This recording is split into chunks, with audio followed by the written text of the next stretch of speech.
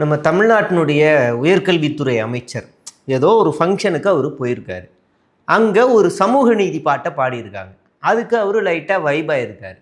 இதில் என்னமோ பெரிய குத்தத்தை கண்டுபிடிச்ச மாதிரி இந்த திமுக அதிமுக எல்லாரும் அவரை போட்டு விமர்சனம் பண்ணுறாங்க. இன்றைக்கி நம்ம முதலமைச்சர் கூட நான் நடித்த பல படங்களில் சமூக நீதி இருக்குதுன்னு சொன்னார். அதுக்கு பெஸ்ட் எக்ஸாம்பிள் தான் இந்த அமைச்சர் கலந்துக்கிட்ட இந்த நிகழ்ச்சி பாடல். இது முழுக்க முழுக்க சமூக நீதி பாடல். அது அந்த பாடலுடைய முதல் வரியில் உண்மையிலே கண்ணதாசன் தான் தோற்று போயிருப்பார். அவ்வளோ அழகாக இருக்குது அந்த வரிகள். அவர் சொல்கிறாரு, வாடி வாடி வாடி கைப்படாத சீடி. அப்படின்னா என்ன அர்த்தம்? அப்போவே திருட்டு விசிடிக்கு எதிராக அவர் ஒரு சமூக நீதி குரலாக அவர் ஒலித்திருக்கிறார். அந்த காலத்தில் திருட்டு விசிடி வரும், தேட்டர் பிரிண்ட் வரும். தேட்டர் பிரிண்ட் பார்த்துக்கிட்டு இருந்தால் அப்படியே எந்திரிச்சு போகிறதெல்லாம் ஷேடோலாம் தெரியும். அதனால் அவர் அப்போவே ஒழிச்சிருக்கார். வாடி வாடி வாடி கைப்படாத சீடி அப்படின்னு திருட்டு விசிடிக்காக பேசியிருக்கார். 1000 வாட்ஸ் பல்பு போல கண்ணு கூசுதேடின்னு இன்னைக்கு நடக்கிற மின்வெட்டு பிரச்சனைக்காக அன்னைக்கே குரல் கொடுத்துருக்காரு. இது ஒரு சமூக நீதி தானே? சொல்லுங்க, இல்லைன்றீங்களா? இல்லைன்னா வீடியோ ஸ்கிப் பண்ணிடாதீங்க, தயவுசெய்து பாருங்க. எங்கள் சேவை உங்களுக்கு பிடித்திருந்தால் லைக் ஷேர் பண்ணுங்க. எங்களுக்கு உதவணும்னு நினைச்சா பக்கத்தில் இருக்க QR கோட் மூலமா உதவி செய்யுங்க. நன்றி. அடுத்து டிஸ்கோ வந்தாலும் கிஸ்கோ வந்தாலும் ஓரம் போகாது நம்ம பாட்டு. அப்படின்னா தமிழுக்காக அவர் அன்னைக்கே உயிர் கொடுத்துருக்காரு. ரேப் சாங்கு இந்த கிஸ்கோ டிஸ்கோ பிஸ்கோலாம் வரக்கூடாது அப்படின்னு அவர் சொல்லியிருக்கார். நீங்கள் அடுத்து நல்லா பாருங்கள். நீங்கள் அந்த பாட்டத்தில் ஏ பீட்டர் இந்தா கோட்டர், அவன் தள்ளிக்கிட்டு போகிறது உன்னோட டாக்டர். அப்படின்னா குழந்தைகளுக்கு எதிராக நடக்கக்கூடிய விஷயங்களுக்கு காரணம் கோட்டர் தான், சரக்கு தான், போதை தான், தனி மனித ஒழுக்கம் தான் அப்படின்னு அன்னைக்கே அவர் கணிச்சிருக்கார். இது ஒரு அமைச்சர் ஆடுறதுல பாடுறதுல உங்களுக்கு என்ன பிரச்சனை சொல்லுங்க. அப்புறம் 18 வயசில் பேசிக்கிட்டால் தப்பு இல்லை. 18 வயசில் பேசிக்கிட்டால் தப்பு இல்லை.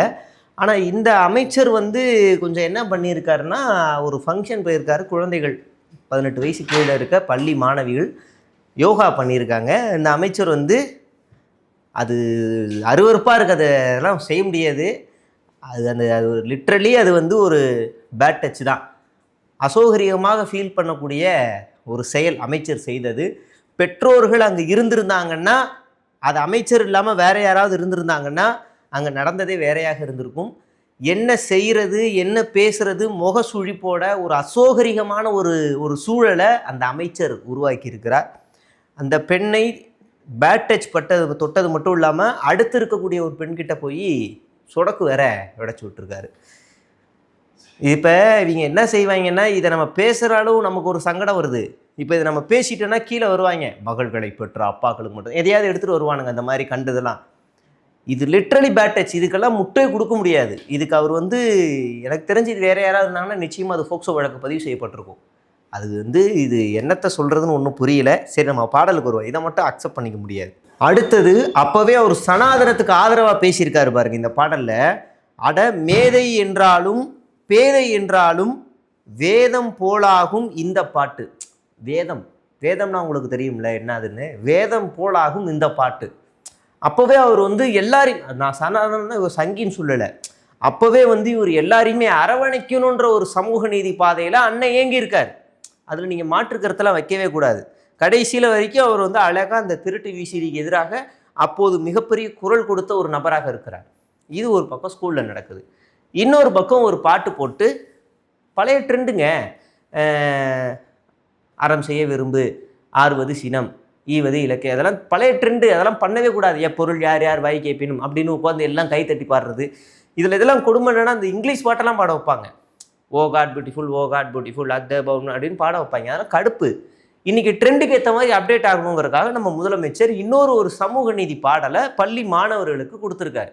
என்ன பாடல்? நீங்கள் வேணால் கேட்டுவாங்க.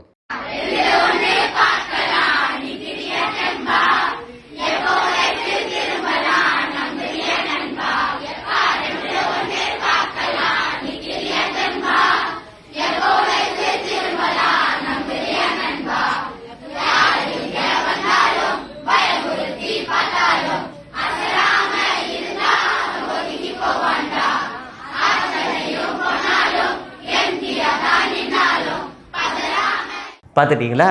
இது முழுக்க முழுக்க ஒரு சமூக நீதி பாடல். 2ல் 1 பார்க்கலாம் நிக்கிரியா தெம்பா அப்படின்னா எதிர்கட்சி ஆளும் கட்சி அப்படின்னு அவர் அன்னைக்கே அதை கணிச்சிருக்கிறாரு.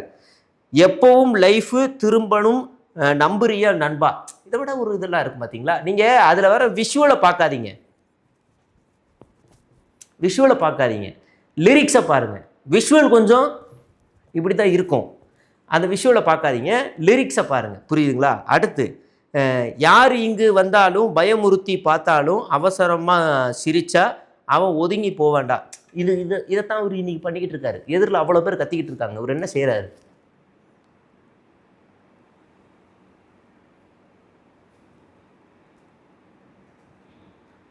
இதுதான் அந்த வரிக்கு ஏற்றது இதாங்க. இதெல்லாம் நீங்கள் ஒரு சமூக நீதி பாடலாம் ஸ்கூலில் சொல்லித்தரணும். ராமம்மா ராமம்மா, ஜாலியோ ஜிம்கானா, இப்படி மாணவர்களுக்கு ஒரு ஒரு உத்தேகமான ஒரு பாடலை சொல்லி தரணும். அதை விட்டுட்டு எப்பொருள் யார் யார் வாய்க்கு எப்பொருள் எப்பொருள் மெய்ப்பொருள் காண்பதறிவு, துப்பா இருக்கும் துப்பாய், இதெல்லாம் வேஸ்ட். என்னங்க இதெல்லாம். இப்படி ஒரு திருக்குறள் இந்த மாதிரி இதெல்லாம் ஒரு புது அகராதியில் கொண்டு வந்துடணும். அடுத்து, ஊருக்கு நீ பயந்தாலே வேலைக்கு ஆவாதே, யாருக்குமே நீ அடங்காதே, வெற்றியை நீ விடாதே. அப்படின்னா எவன் என்ன வேணாலும் பண்ணிட்டு போட்டோம், நீ பாட்டுக்கு கவர்மெண்ட் ஸ்கூலில் போய் ரைடை பண்ணு, கிளி என்ன வேணாலும் பண்ணு, நிப்பாட்டு, என்ன இளவு வேணாலும் கூட்டு, நம்ம பார்த்துக்கலாம் அப்படின்னு அவர் வந்து சொல்லியிருக்காரு.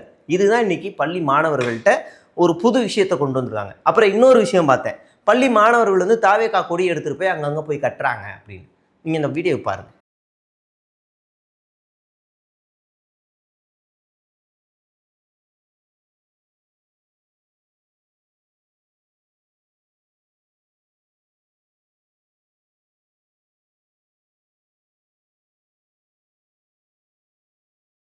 இதில் என்ன தப்பு இருக்குது. இன்றைக்கி வந்து வெளியில் ஆள் வச்சா அவங்களுக்குலாம் தனியாக காசு கொடுக்கணும், அந்த காசு அரசாங்கத்துக்கு செலவாகும். அப்போ அரசாங்க தயவுலேயே நம்ம படிச்சுக்கிட்டு இருக்க மாணவர்களே அந்த அரசாங்கத்துக்காக இந்த வாய்ப்பு கொடுத்த நம்ம விஜயனாவுக்காக கொடி நட்டுறதுல என்ன, தோரணம் கட்டலாம், பாலாபிஷேகம் பண்ணலாம், என்ன வேணாலும் பண்ணலாம், மொட்டை அடிச்சுக்கலாம், இல்லை முடியவே டிவிக்கேன்னு எழுதி அந்த மாதிரி ஷேப்பாக வெட்டிட்டு கூட வரலாம், அது தப்பு கிடையாது அப்படின்னு நம்ம அரசு சொல்லித்தரப்போகுது இனிமேல் தான் வரக்கூடிய காலங்கள். அதனால் கொடியை நட்டிட்டு வராங்க, அதெல்லாம் அவங்க ஜாலியாக எடுக்கிறாங்க. புரியுதுங்களா. அதெல்லாம் நீங்கள் வந்து தப்புன்னு வந்து சொல்லிகிட்டு இருக்காங்க. இன்றைக்கி இதை விட ஒரு படி மேலே போய் ஒரு ப்ரைவேட் ஸ்கூலில் நம்ம விஜயோட பர்த்டேக்கு பசங்களை ஓவியம் மாதிரி விஜய் மூஞ்சி மாதிரி அழகாக அப்படி நிற்க வச்சுருக்காங்க. ஒரு பேரண்ட்ஸ் வந்து நாங்கள் ₹1,00,000 கட்டியிருக்கோம், நீ என்ன இதை சொல்லி தரியா அப்படின்றாங்க. சார் தப்பு, சார் தப்பு. அந்த வீடியோ பாருங்களேன். ஒரு மாசம் ஃபீஸ் கட்டலைன்னா கூட வெளியே நிக்க வச்சு பேரண்ட்ஸ் வர வைக்கிறீங்க. எங்க பசங்களை வெளியில உட்கார வச்சு நீங்க யாருங்க 60,000 செலவு பண்றேனா? சினிமா பாட்டு போட்டு கேட்டுக்கிறீங்க. உள்ள சினிமா பாட்டு வெயில்ல பசங்க குழந்தைகளை எப்படி வெயில்ல உட்கார வச்சு எவ்வளவு மாதிரி பண்ணி வரவேற்கிறோம் இல்லன்னு சொல்ல.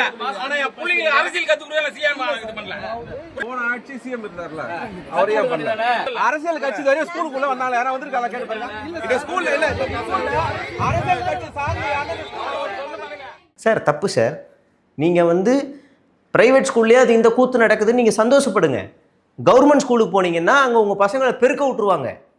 அந்த மாதிரிலாம் மாறிக்கிட்டு இருக்கு சார். அதனால் இது ஓவியமாக நிற்க வச்ச வரைக்கும் பெருமையாக நினச்சிக்கோங்க அப்படின்னு கமெண்டில் நிறைய பேர் சொல்கிறாங்க. நான் வந்து ப்ரிஃபர் பண்ணுறது தயவுசெய்து ப்ரைவேட் ஸ்கூல்லேருந்து நிறுத்திடுங்க, அரசு பள்ளியிலே சேர்த்துருங்க. அரசு பள்ளியே நல்ல ஆசிரியர்கள், தலைமை ஆசிரியர்கள், என்ன ஆட்சி மாறினாலும் அவங்களுடைய கடமை அங்கே செய்கிறதுக்கு நல்ல ஆசிரியர்கள் இருக்காங்க. அதனால் நீங்கள் அங்கேயே சேர்த்துருங்க சார். சும்மா பகுமானத்துக்காகலாம் ப்ரைவேட் ஸ்கூலு சிபிஎஸ்சி அப்படியெல்லாம் சேர்க்காதீங்க, அது வெட்டி பகுமானம். அதுக்கப்புறமா நீங்கள் பார்த்துக்கோங்க. அது மட்டுமா நடந்துச்சு. அப்புறமா வந்து ஸ்கூலில் வந்து பெருக்க விட்றாங்க, இதெல்லாம் வேற பண்ணுறாங்க. அப்புறம் கடந்த ஆட்சியில் காலை உணவு திட்டம் வந்துச்சு.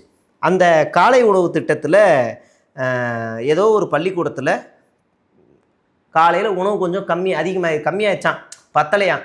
அதுக்காக சில மாணவர்களுக்கு இவங்க வந்து பிஸ்கெட் வாங்கி கொடுத்துருக்காங்க. நல்லது சார். அதாவது கடந்த ஆட்சியில் காலை உணவு திட்டத்தில் வெறும் ரவை, உப்புமா அப்படி இப்படின்னு போடுறாங்கன்னு வந்து இதெல்லாம் சொன்னாங்க.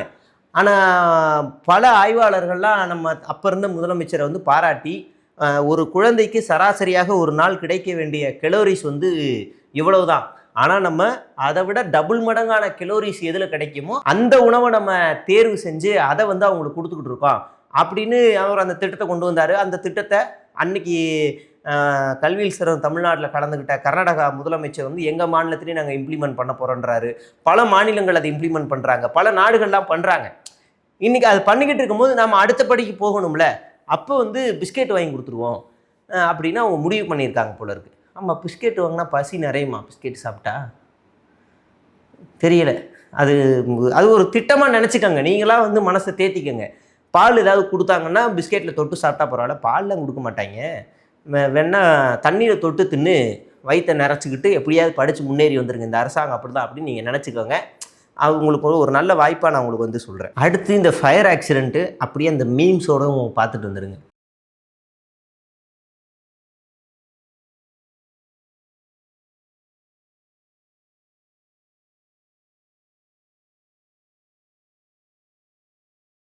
மென்டல் டார்ச்சர்ல நீ எதுனா எசுக்கு புசுக்கா பண்ணிட்டு போய் உள்ள உட்காந்துலான்னு பாக்குறேன் ப்ரோ. கட்சியில நான் அதுக்கு தான் ப்ரோ ட்ரை பண்றாங்க.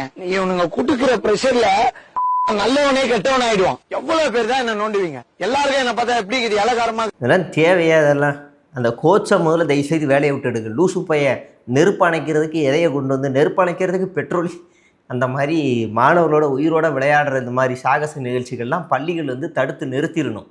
வெல் ட்ரெயின்டு பிளேயராக இருக்கிற யாராவது ஒருத்தரை கராத்தே பண்ணுறவங்கள இப்படி ஒரு சேஃப் ஜோனோட பக்கத்தில் வந்து சேஃப்டி ப்ரிகாஷன்ஸ் எல்லாத்தையும் வச்சுக்கிட்டு பண்ணால் நல்லது. அந்த பையனுக்கு என்ன ஆச்சுன்ற செய்தியெல்லாம் அடுத்து நான் தேடி பார்த்தேன், எதுவுமே வரல. நல்லா இருந்தால் நல்லதுன்னு நம்ம நினைப்போம். அப்புறம் இறுதியாக இந்த திருவண்ணாமலையில் ஒரு மாவட்ட செயலாளர் போய் முதலமைச்சர் விஜய் ஃபோட்டோ தூக்கிட்டு போய் மாட்டினாப்பிள்ளையில், அதே மாதிரி இப்போ திருச்சியில் துறையூரில் இருக்கிற திருத்தாண்டூரின்னு ஒரு ஊர், திருத்தாண்டூர் பேர் தப்பாக சொன்னால் மன்னிச்சிருங்க, அந்த ஊரில் போய் மாவட்ட செயலாளர் தாவேகா மாவட்ட செயலாளர் பள்ளியில் போய் விஜய் ஃபோட்டோவை மாட்டுறாரு. நம்ம திரும்பவும் அதான் சொல்கிறோம், முதலமைச்சரோட ஃபோட்டோவை அதுக்குள்ளே வச்சே ஆகணும் அப்படின்னு எந்த சட்டமும் கிடையாது. வைக்கலாம், வைக்காமலும் இருக்கலாம். அப்படியே வைக்கக்கூடிய அதிகாரம் யாருக்கு இருக்குன்னா சம்மந்தப்பட்ட அதிகாரிகளுக்கு தான் இருக்கே தவிர எம்எல்ஏவுக்கோ இல்லை ஒன்றியம் வட்டம் கிளை அந்த இந்த நம்ம அப்படி இப்படின்ற பொறுப்பில் இருக்கிற ஆளுங்களுக்கெல்லாம் கிடையாது. பள்ளி நடந்துக்கிட்டு இருக்கும்போது மாணவருக்கு ஆசிரியர் சொல்லி கொடுத்துக்கிட்டு இருக்கும்போது இப்படி ஒரு டிஸ்ட்ராக்ஷன்ஸை கொண்டு போய் விஜயுடைய ஃபோட்டோவை அங்கே போய் வைக்கிறாங்க. ரொம்ப உளவியலாக பார்க்கும்போது விஜயை இவ்வளவு நாள் பள்ளி மாணவர்கள் எந்த தோற்றத்தில் பார்த்துருப்பாங்கன்னு ஒன்று இருக்குது.